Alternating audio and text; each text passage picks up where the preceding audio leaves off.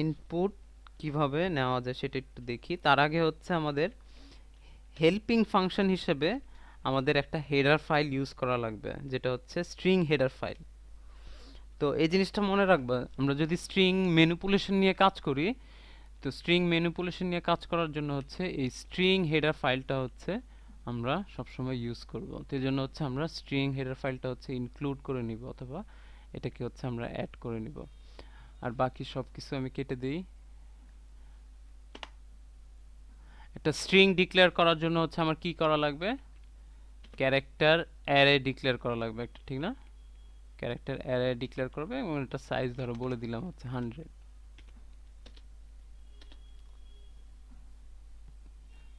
এখন আমি যদি ইউজারদের থেকে ইনপুট নিতে চাই তাহলে কি করব?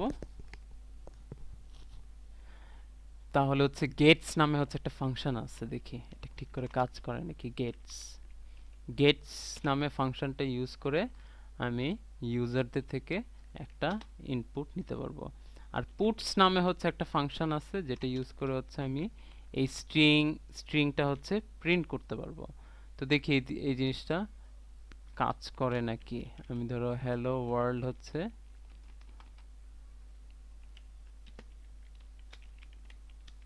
হ্যালো ওয়ার্ল্ড, এই স্ট্রিংটা হচ্ছে ইনপুটে দিতে চাচ্ছি। যদি রান করি, যে দেখো আউটপুটে দেখাচ্ছে, তার মানে হচ্ছে এখানে ইনপুটও ঠিক করে নিতেছে এবং আউটপুটও ঠিক করে দেখাচ্ছে। এটা কি ক্লিয়ার? এই জিনিসটা ক্লিয়ার? স্ট্রিং ইনপুট নেওয়া, আউটপুট দেওয়া, গেটস দিয়ে ইনপুট নিব, পুটস দিয়ে হচ্ছে আমরা আউটপুট দেখব যে একটা স্ট্রিং এর ভিতরে আমি কি ইনপুট নিছে। আচ্ছা, নেক্সট হচ্ছে আমাদের কাজ হচ্ছে আমরা str লেন ইউজ না করে কিভাবে হচ্ছে একটা স্ট্রিং এর লেন্থ বের করব। তো এই স্ট্রিং এর লেন্থ কত? এই স্ট্রিং এর লেন্থ কত? 1 2 3 4 5 6 7 8 9 10 11 12 13। 13 হচ্ছে এই স্ট্রিং এর লেন্থ। তো এটার জন্য কি করা লাগবে? লেন্থ রাখার জন্য হচ্ছে এর নামে হচ্ছে একটা ভেরিয়েবল ডিক্লেয়ার করলাম। এখন আমার যেটা করা লাগবে সেটা হচ্ছে একটা ফর লুপ ইউজ করব, এবং জানি ফর লুপের জন্য একটা ইটারেটর লাগবে। I for equal 0 I. এখন যেটা করা লাগবে সেটা হচ্ছে আমার স্ট্রিং এর শুরু থেকে শেষ পর্যন্ত যদি অ্যাক্সেস করতে চাই আমি কি করব? স্ট্রিং এর শুরু থেকে শেষ পর্যন্ত যদি ইনপুটটা নিলাম, এই যে স্ট্রিংটা যে ইনপুটটা নিলাম, এই স্ট্রিংটা ইনপুট নেওয়াতে যে গেটস দিয়ে যে যখন ইনপুটটা নিলাম তখন হচ্ছে অটোমেটিক্যালি যেখানে 14টা 13টা ক্যারেক্টার হচ্ছে 0 থেকে 12 পর্যন্ত পজিশনে হচ্ছে রাখা আছে যেখানে, আর 13তম পজিশনে হচ্ছে অটোমেটিক্যালি একটা নাল ক্যারেক্টার বসায় দেয় না? অটোমেটিক্যালি নাল ক্যারেক্টার একটা বসায় দেয়। তো যাই হোক, এখানে হচ্ছে আমি এই পুরো স্ট্রিংটা এক্সেস না করে, এখানে তো পুরো স্ট্রিংটা এক্সেস করা লাগবে না, 0 থেকে হচ্ছে 100 পর্যন্ত এক্সেস করা লাগবে না। আমরা যেটা করতে পারি সেটা হচ্ছে আমরা নাল ক্যারেক্টার পর্যন্ত যেতে পারি, ঠিক আছে?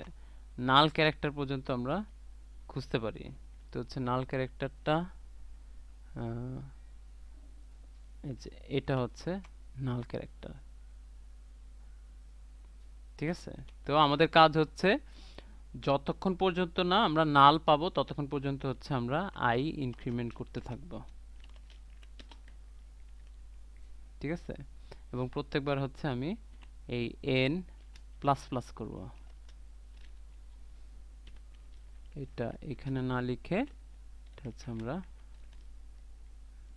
এখানে লিখে দিই। এন হচ্ছে 0 থেকে ইনিশিয়ালাইজ করা লাগবে। এখন এন হচ্ছে এখানে আমি প্রিন্ট করতে চাই, প্রিন্টএফ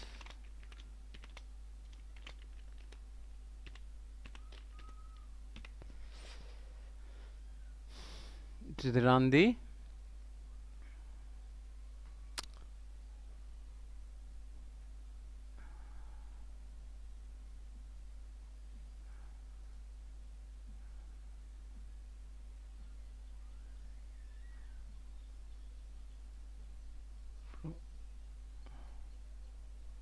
আচ্ছা কি প্রবলেম এখানে, কি কোনো সেমিকোলন দেই নেই? সেমিকোলন দেই নেই। আচ্ছা,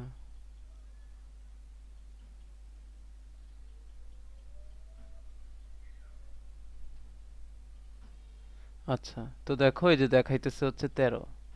আমি নিচের এটাকে যদি কমেন্ট আউট করতে চাই তাহলে ডাবল স্ল্যাশ দিলে কমেন্ট আউট হয় না নাকি? আচ্ছা, এই যে ডাবল স্ল্যাশ দিছি, কমেন্ট আউট হয়ে গেছে। এখন যদি আমি প্রিন্ট করি, আমি এখানে 13 দেখতে পারবো।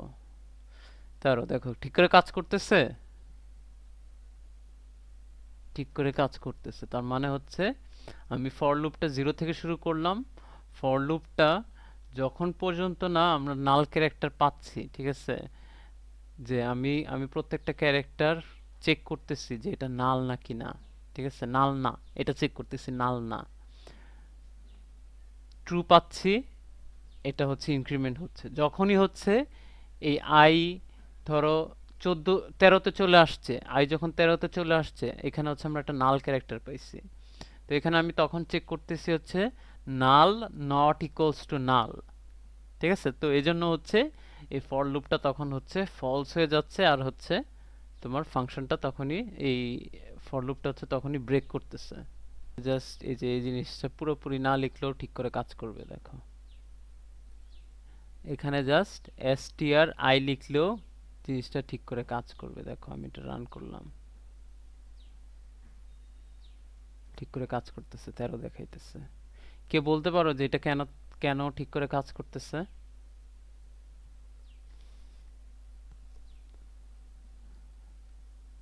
এটা কেন ঠিক করে কাজ করতেছে কে বলতে পারো? এখানে আমি কন্ডিশনে জাস্ট হচ্ছে str i লিখছি, আর কিছুই লিখি নাই। এটাই একটা কন্ডিশন। এই কন্ডিশন দেওয়াতে হচ্ছে আমরা str এর শুরু থেকে শেষ পর্যন্ত হচ্ছে আমরা হচ্ছে ইটারেট করতে পারতেছি। কেউ কেউ বলতে পারো যে এটা কেন কাজ করতেছে? অথবা কেউ কি জানো না এটা কেন কাজ করতেছে?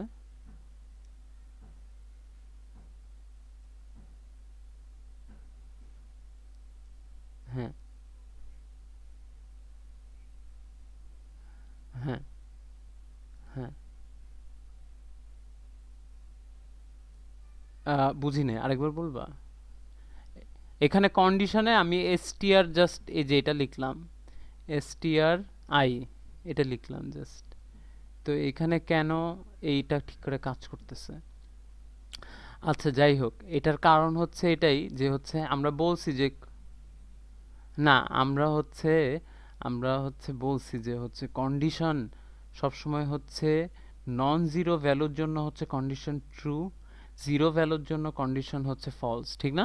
এটা আমরা বলছি না আগে? তো এটা হচ্ছে একটা কন্ডিশনের ফিল্ড। আমরা নাল, এই যে এই নাল ক্যারেক্টার, এই নাল ক্যারেক্টারের জন্য দেখো, নাল ক্যারেক্টারের জন্য, এই যে নাল ক্যারেক্টারের জন্য কত ভ্যালু পাই আমরা? হ্যাঁ, নাল ক্যারেক্টারের জন্য আমরা ভ্যালু পাই হচ্ছে 0। তো এই যে এখানে যখনই হচ্ছে আই ফার্স্টে হচ্ছে এইচ হইলো, তারপর ই হইলো, ঠিক আছে, ওগুলোর জন্য হচ্ছে এখানে একটা হচ্ছে এই এইচ এর আস্কি একটা ভ্যালু এখানে চলে আসতেছে, ঠিক আছে, ই এর আস্কি ভ্যালু চলে আসতেছে, ঠিক আছে, এরকম করে অন্যান্য আস্কি ভ্যালুর জন্য হচ্ছে, যেহেতু আস্কি ভ্যালুগুলো একটা নন জিরো নাম্বার, এই জন্য হচ্ছে এগুলো সবগুলো হচ্ছে কন্ডিশনগুলো ট্রু হইতেছে। যখনই হচ্ছে এখানে ইন্ডেক্স 13 জন্য হচ্ছে যখনই হচ্ছে আমরা নাল ক্যারেক্টারটা এখানে আসতেছে, এবং নাল ক্যারেক্টারের জন্য হচ্ছে আমরা দেখতেছি আস্কি ভ্যালু হচ্ছে 0, এবং 0-র জন্য হচ্ছে এই কন্ডিশনটা তখন ফলস হয়ে যেতেছে। তার মানে হচ্ছে তখন হচ্ছে ফর লুপটা ব্রেক হয়ে যেতেছে যখনই হচ্ছে আমি নাল ক্যারেক্টার পাইতেছি। এটা কি ক্লিয়ার? যখনই, তো এটা দেখলাম। আচ্ছা যাই হোক, এভাবে তো করা যায়। আরেকভাবে কি, আরেকটা উপায় কি? আরেকটা উপায় কি, এটা তো একটা উপায়, আরেকটা উপায় হচ্ছে str লেন ইউজ করব, ঠিক না?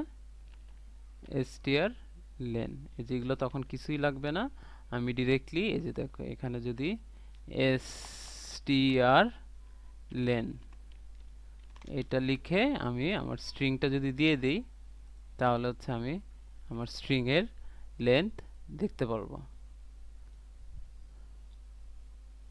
এই যে স্ট্রিং এর লেন্থ হচ্ছে 13। আমি যদি স্ট্রিংটি একটু চেঞ্জ করি,